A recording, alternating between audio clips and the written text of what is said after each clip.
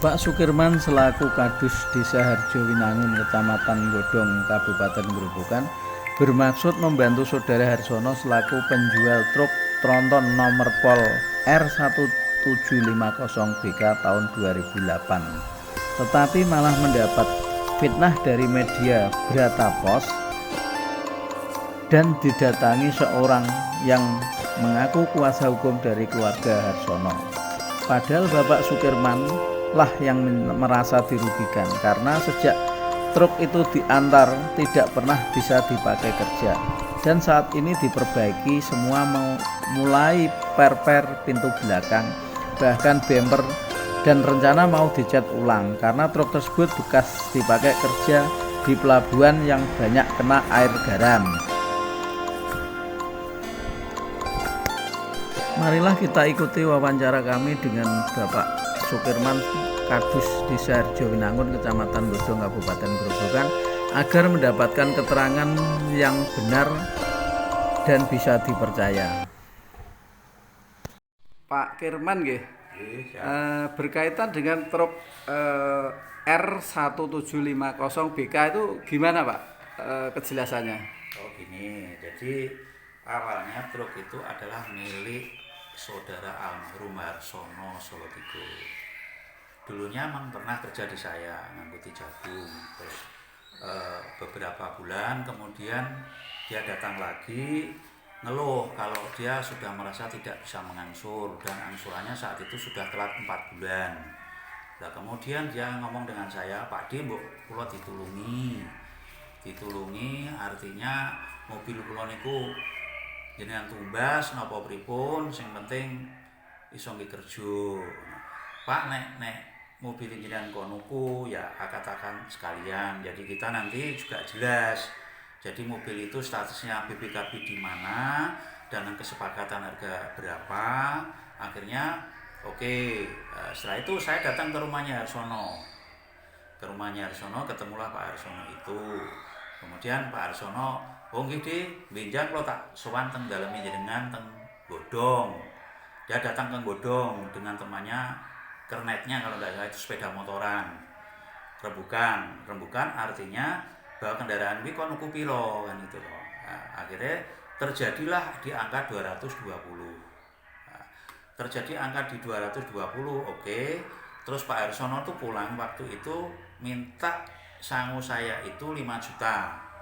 5 juta pertama. Sebagai DP ya Pak? DP, wes pokoke kok diboni sangurin di kan gitu. 5 juta. Karena sudah deal kan masuk DP artinya. Tapi sayangnya saat itu saya tidak minta kwitansi karena sudah seperti keluarga. Ya.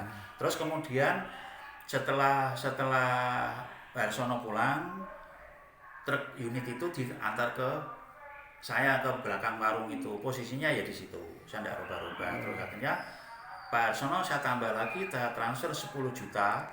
Itu kan untuk ngangsur ke Pegadian melalui rekening istrinya yang nama Purmiati kalau tidak salah.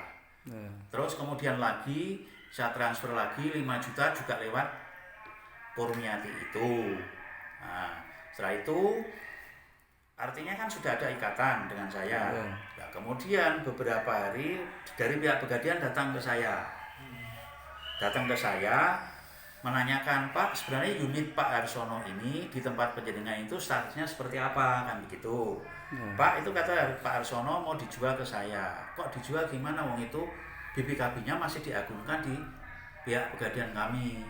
Pokok utangnya kalau tidak salah waktu itu 150. Tapi sudah angsuran keberapa kami kurang jelas. Yang jelas intinya nanti kalau jadi kami beli, nanti maunya juga tak robah, artinya balik nama ke nama saya biar tidak merepotkan Harsono. Oh, yang pinjaman gadinya ya? Iya, maksud saya seperti itu. Artinya itu yang memberikan pinjaman itu pihak Pegadian. Pegadian mana itu Pak Kirman? Ambarawa kayaknya. Ambarawa. Nah, kalau tidak Ambarawa kemarin Pak. Tapi Ambarawa kayaknya.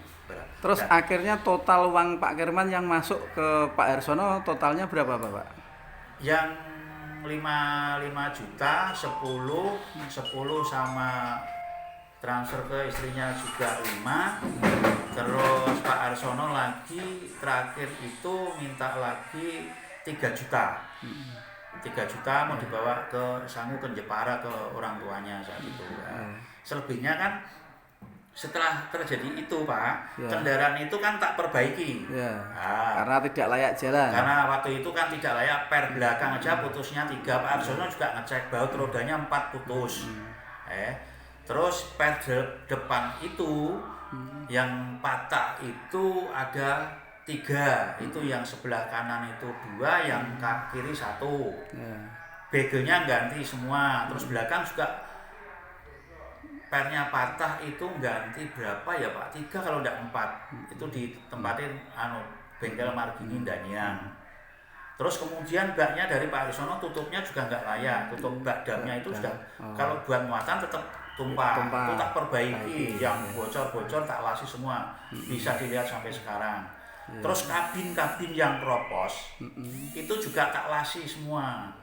Sekarang sudah baik kondisinya, tidak ada yang saya rubah, tidak ada yang saya rubah. Nah, kemudian karena sudah merasa itu saya sudah terjadi kesepakatan, memang sudah terjadi ada perjanjian dengan Pak Arsono juga.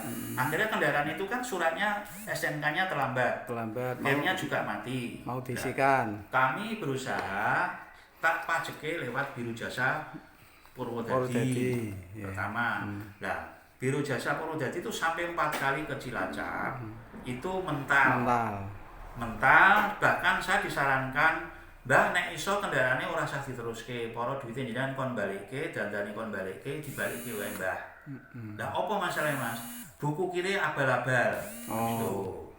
Palsu. Seperti yang di surat itu yang ditulisi pegawai di Sub.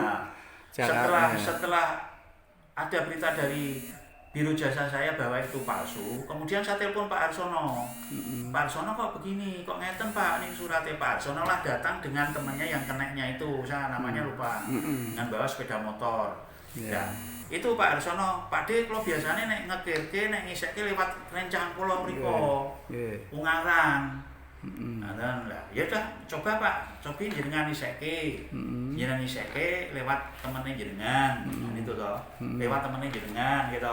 Nah, berkas semua dibawa, buku kir, SNK itu dibawa, ternyata berkas ini kembali juga, bahwa padahal dia kesana minta biaya operasional saya 3 juta, tak kasih waktu itu. Yang itu buku kirnya ditulisi palsu aspal itu ya Pak? Justru malah kembalinya setelah kembalinya kir ditulisi palsu terus tidak kesesuaian itu malah justru dari pihak Biro Jasa yang kedua. Artinya kan berarti Pak Kirman berupaya untuk bayar pajak biar kendaraan untuk jalan bisa kan begitu. Nah, terus dengan adanya rumor kok ada orang datang bahwasanya dan membuat suatu berita katanya dianggap nipu dan bagaimana, itu pihak mana itu Pak?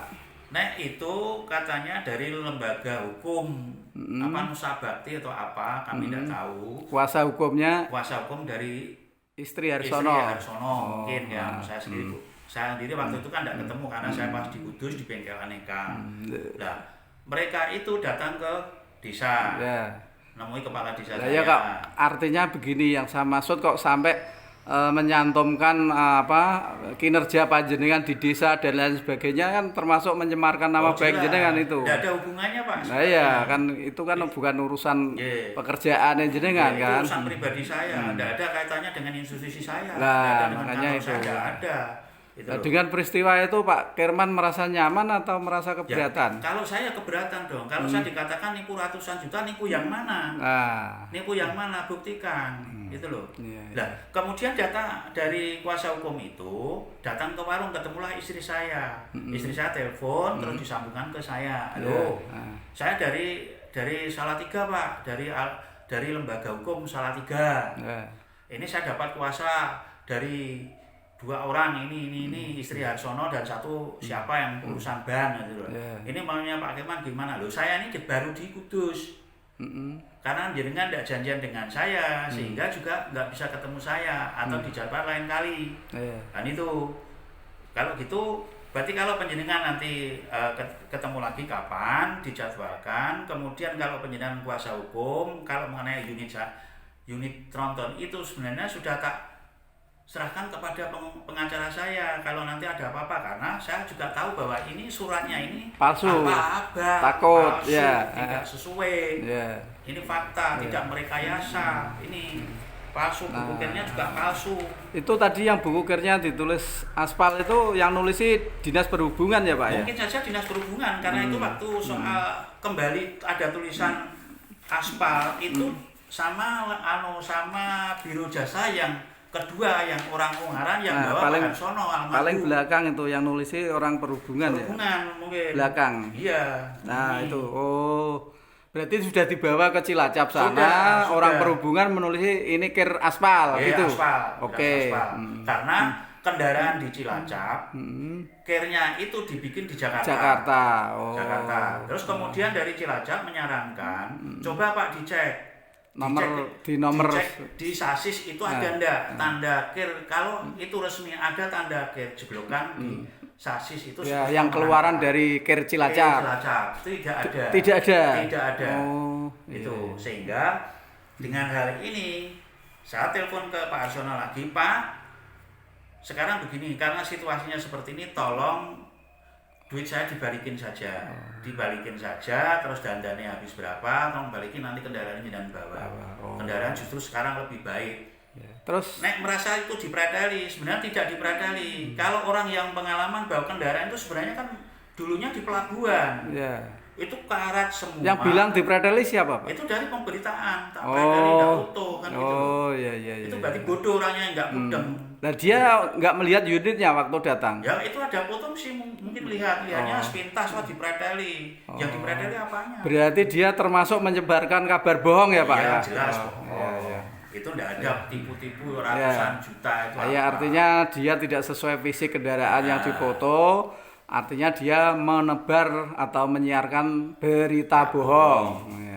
Terus atas kejadian ini apa tujuan yang dikehendaki Pak Kirman? Rencana kendaraan dikembalikan asal uang Pak Kirman kembali ya? Ya pasti. Saya keluar duit ya duit saya harus kembali. Kalau duit saya tidak dikembalikan dengan biaya perawatannya ya nggak mungkin tak balikin.